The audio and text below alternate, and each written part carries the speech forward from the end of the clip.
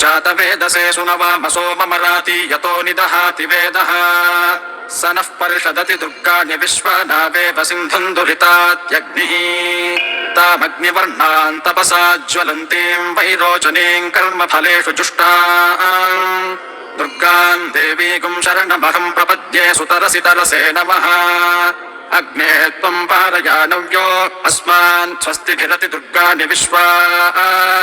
पूश्च पृथ्वी बहुला न पूर्वी भवतोकायतनयाय संयोः विश्वालिनो दुर्गः जातवेदः सिन्धुम् नावादुरितादिपर्षि